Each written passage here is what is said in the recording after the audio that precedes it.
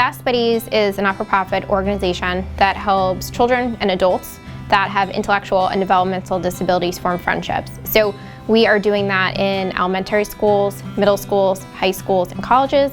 And then we have a citizens program where we match adults in the community together so that they are able to form friendships. For our school-based programs, we have our students get together once a month and they will do an activity together. So now that it's fall, we have a lot of Halloween themed parties that are happening.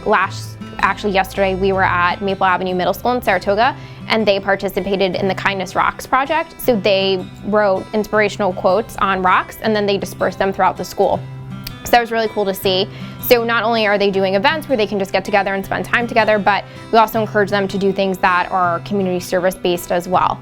And then if we have participants that are matched together in one-to-one friendships, they are going out in the community and they are doing anything that a friend would do with another friend. So we encourage them to be out and about and going to the movies and going out to dinner and just being visible in the community.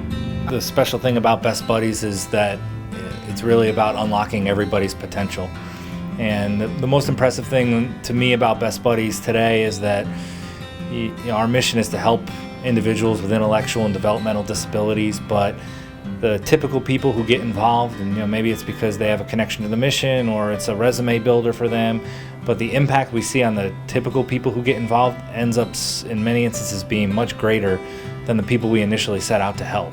I've been in and around people with intellectual and developmental disabilities my entire life. My best friend in elementary school had an intellectual disability, and Renee Halleck, who brought Best Buddies to the Capital Region, I was a close family friend of hers, and her daughter Abby has Down syndrome, and I used to work with her when I worked for the Colony Youth Center.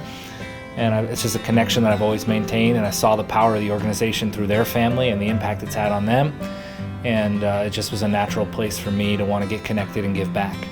Even though we've been here for a while, that there is still work that needs to be done, and there are still people that want to be involved in Best Buddies. And now we have a program that somebody can participate in starting in kindergarten and continue doing throughout adulthood. And I think that's really unique, and I don't think that there's a lot of organizations that can say something like that. So as you're progressing through life, you can continue to have friends through Best Buddies, whether you're a person with or without disabilities. So as Pete said, we always need volunteers. We always need people to come out and support us at our walk, which is our biggest fundraising event of the year. So we always need some more support. We really appreciate community partners like Sunmark who've stepped up to get involved, help us take the programming to the next level, and that's what it takes.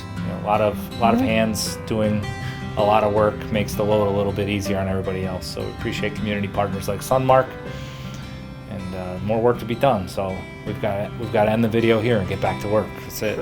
That's all we gotta do. See ya.